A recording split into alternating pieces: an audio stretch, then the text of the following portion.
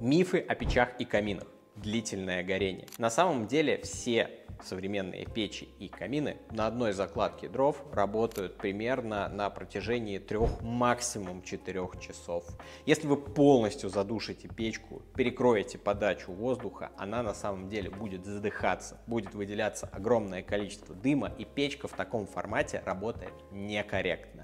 Если вы хотите увеличить длительность теплоотдачи вашего камина, вам нужна большая теплоаккумуляционная масса, то есть чтобы камин набрал тепло, пока он работает, и отдавал его после того, как дрова полностью погаснут. Но длительного горения на самом деле не существует. А если ты хочешь узнать о других мифах, то переходи на наш канал.